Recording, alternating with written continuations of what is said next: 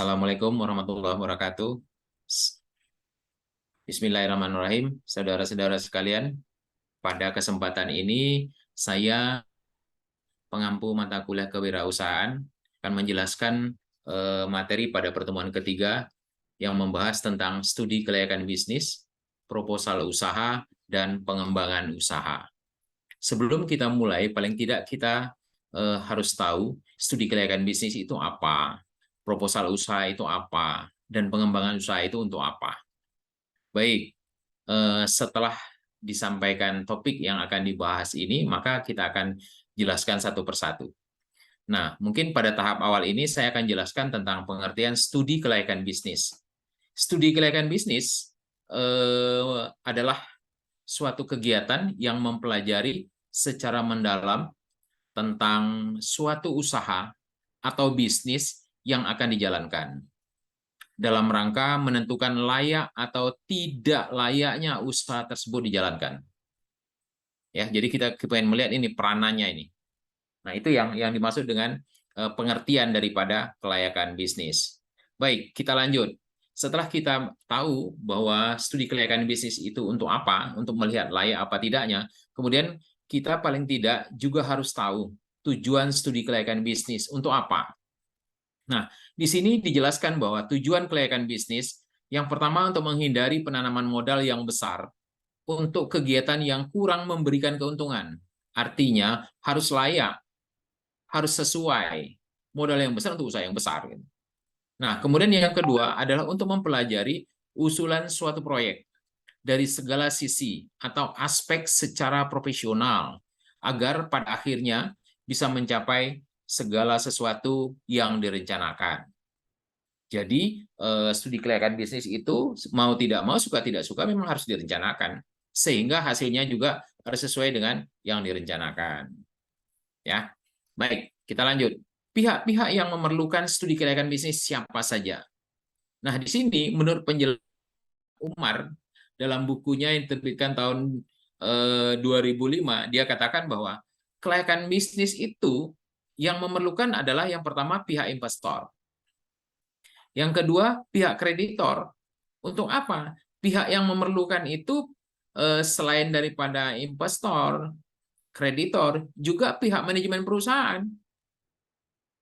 Dan selanjutnya adalah pihak pemerintah dan masyarakat.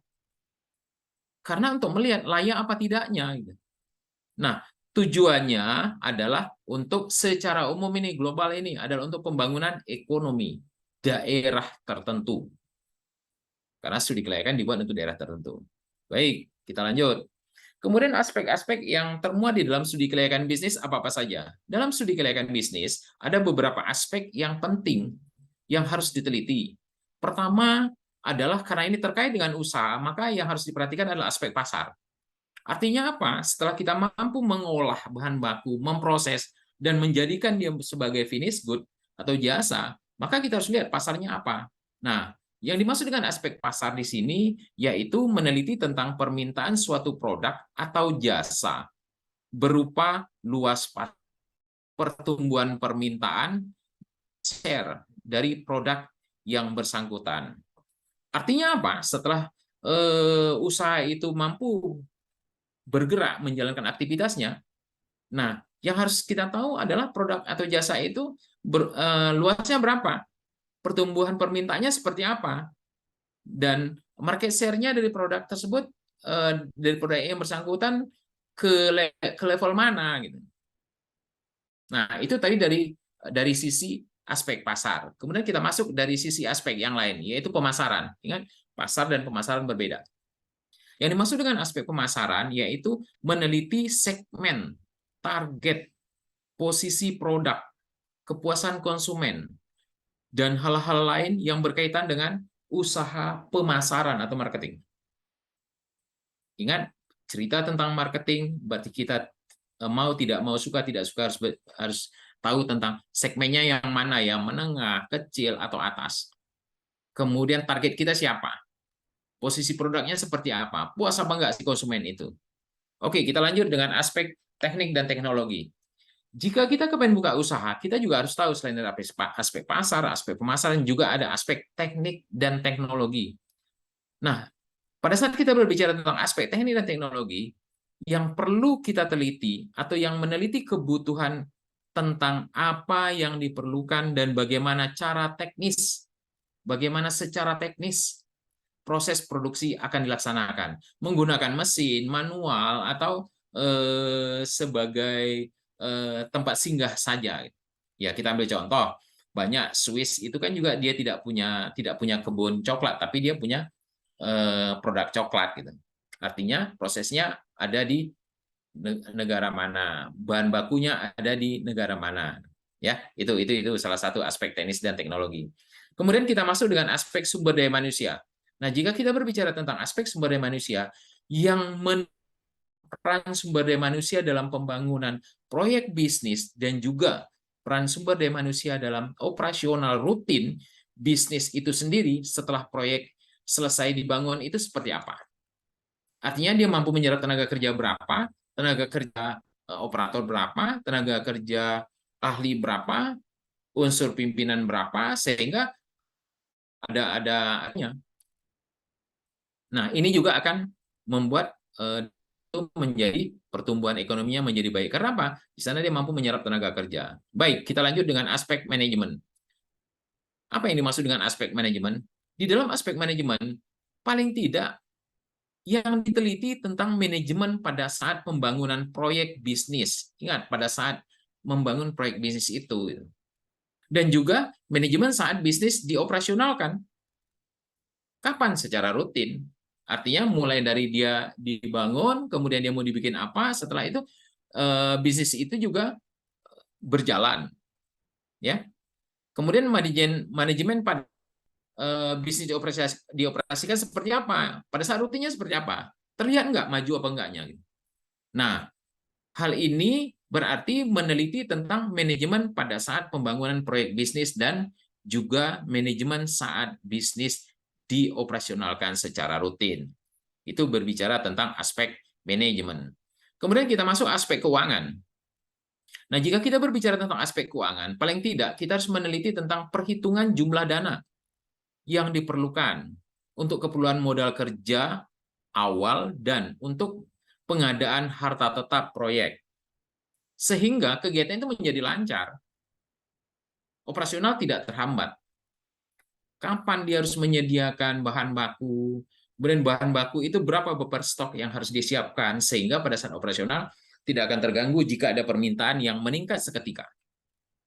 Kemudian selain daripada itu, kita melihat lagi ada aspek sosial, politik, dan ekonomi. Apa nih yang dimaksud dengan aspek sosial, politik, dan ekonomi?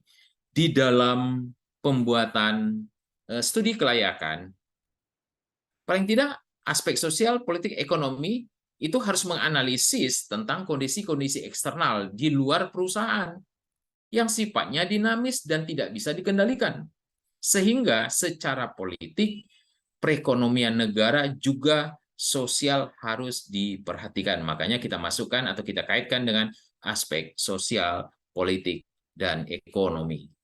Aspek politik kita tahu bahwa tidak akan nyaman, tidak akan tentram di sebuah negara kalau politiknya tidak stabil. Begitu juga aspek sosial dan aspek ekonomi. Aspek ekonomi bisa jadi ketentuan yang dibuat oleh pemerintah seperti apa, regulasinya seperti apa. Sehingga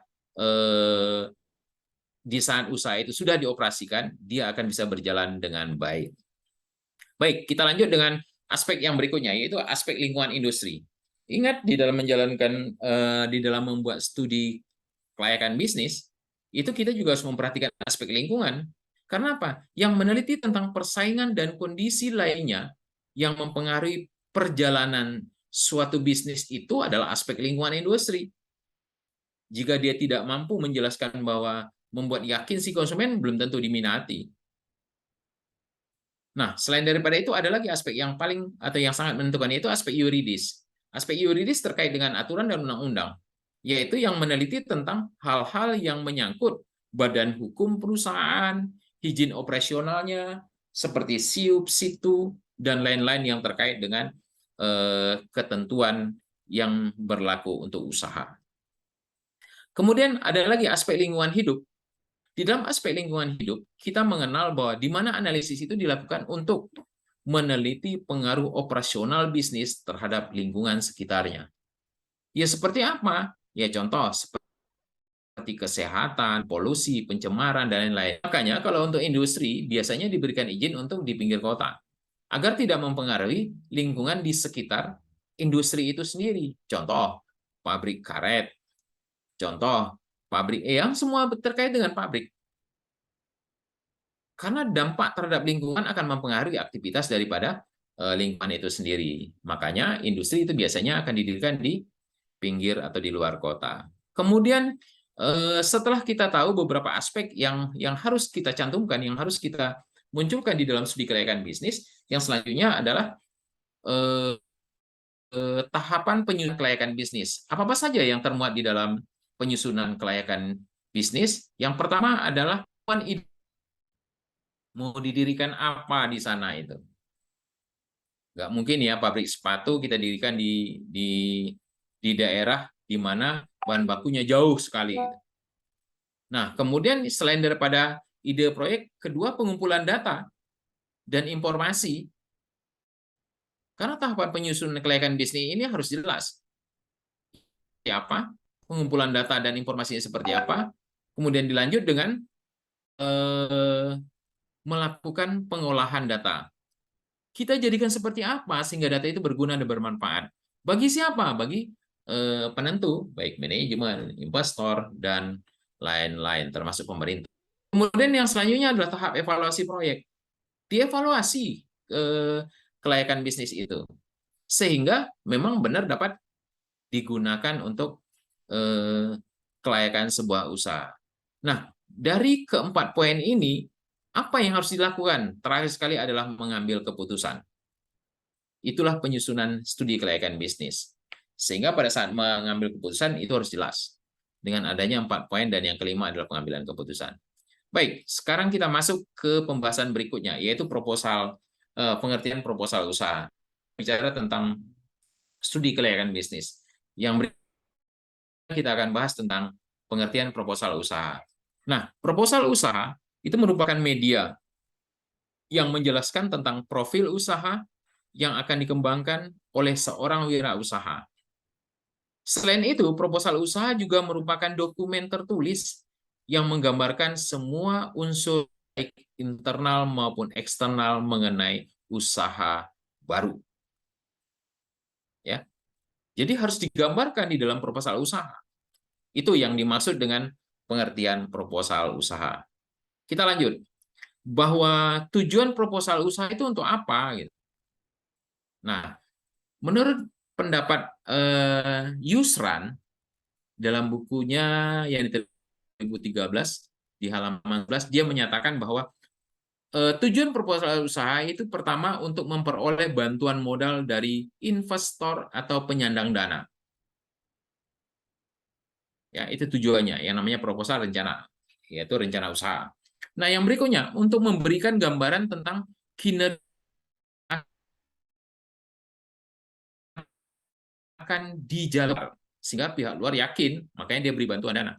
Yang berikutnya adalah untuk dapat menjadi pedoman bagi pengusaha untuk tetap fokus pada tujuan dan target usahanya. Artinya apa? Pada saat proposal itu dibuat, ya dia jangan jangan beralih sebelum kegiatan usaha ini berjalan secara eksis. Pengembangan silahkan, tapi juga butuh waktu. Dan itu pun perlu dilakukan beberapa penelitian, sehingga yang dikembangkan itu terkait dengan usaha-usaha yang dominan yang dijalankan sebelumnya. Artinya tidak terpisah. Ya. Kemudian selain daripada itu adalah selain menjadi pedoman bagi perusahaan untuk tetap fokus pada tujuan dan target usahanya, juga untuk mendapatkan kesempatan meraih keberhasilan. Artinya kalau dia sudah fokus berarti dia akan eksis di usaha itu, sehingga dia mampu untuk mendapatkan kesempatan untuk meraih keberhasilan. Baik, setelah kita tahu bahwa tujuan proposal usaha, kemudian kita masuk selanjutnya adalah manfaat proposal usaha. Setelah kita membuat, kita tahu tujuannya, kemudian manfaatnya untuk apa? Nah, yang pertama adalah sebagai alat komunikasi bagi wirausaha untuk memaparkan dan meyakinkan gagasannya. Yang kedua, sebagai alat pembanding antara kinerja usaha yang aktual dengan yang diperkirakan. Kemudian yang berikutnya, proposal usaha dapat memberikan sumber-sumber finansial yang lebih jelas. Karena dalam proposal usaha akan ada biaya-biaya. Kemudian, selain daripada itu, manfaat proposal usaha adalah untuk membantu wirausaha dalam memahami persaingan faktor ekonomi dan analisis finansial. Ekonomi secara umum, finansial yang detailnya. Kemudian mampu memberikan gambaran informasi potensi pasar dan perkiraan market share.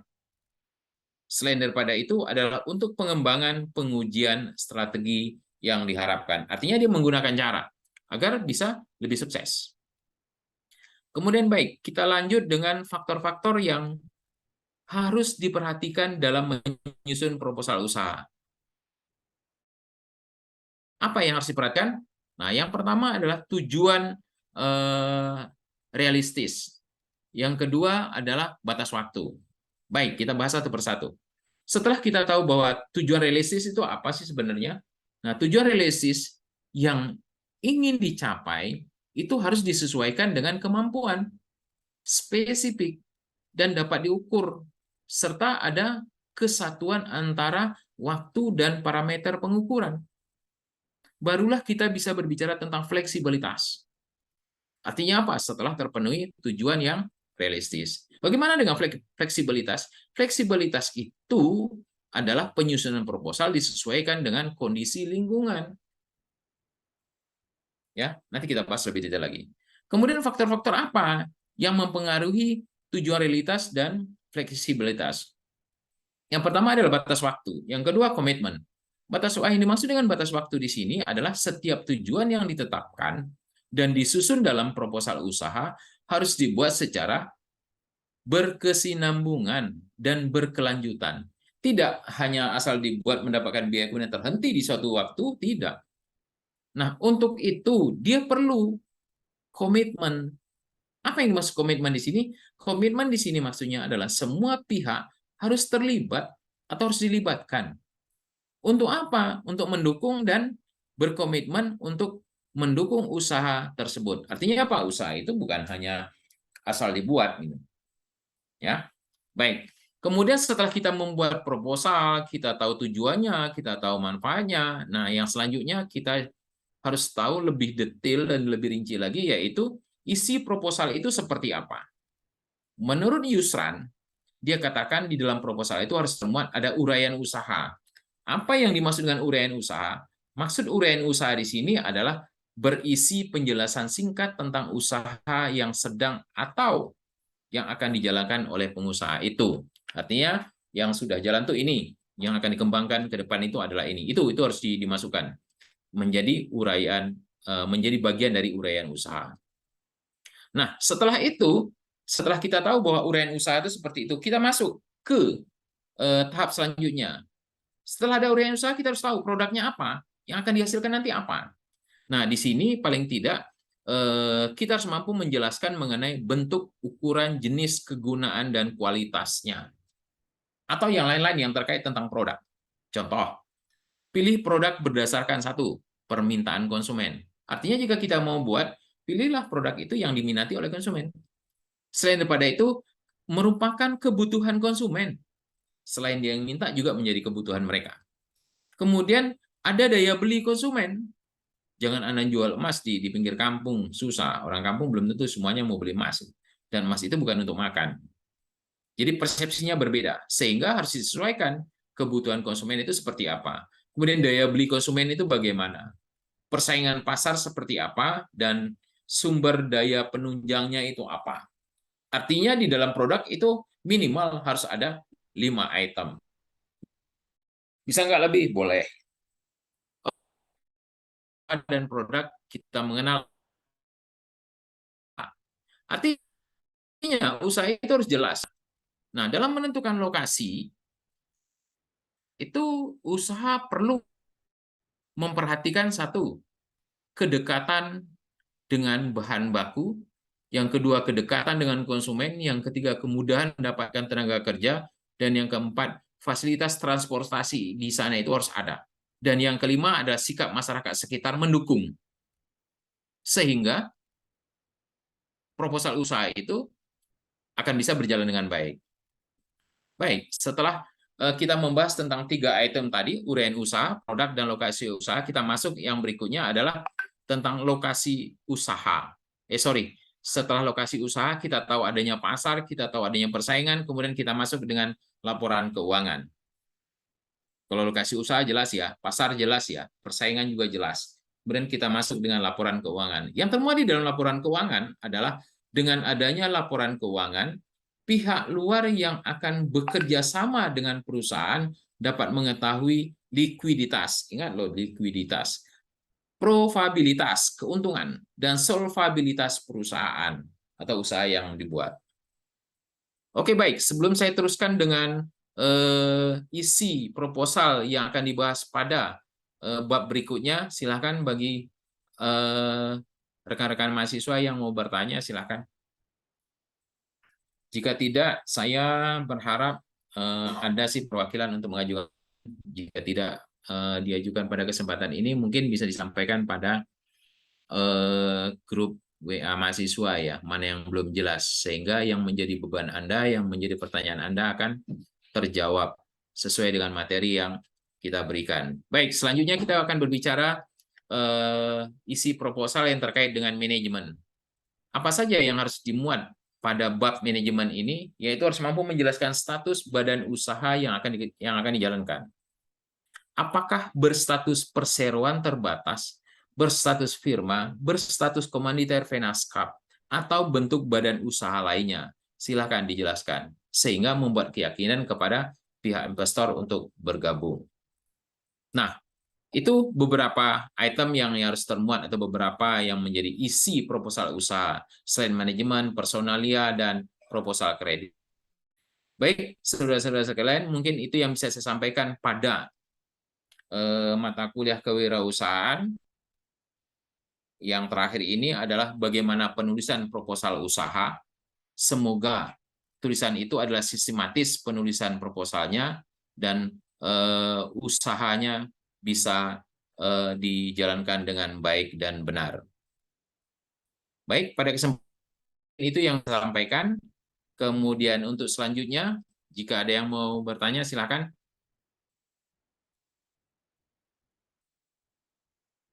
Nah, artinya pada kesempatan ini bahan ajar untuk studi kelayakan bisnis, proposal usaha, dan pengembangan usaha sudah selesai disampaikan. Silakan bagi ada yang mau bertanya. Jika tidak, saya masih beri kesempatan kepada saudara-saudara untuk mengajukan pertanyaan melalui grup WA. Baik, itu yang bisa saya sampaikan pada kesempatan hari ini. Dan lebih kurang saya mohon maaf. Saya sudahi dengan wabillahi taufik wal hidayah. Assalamualaikum warahmatullahi wabarakatuh.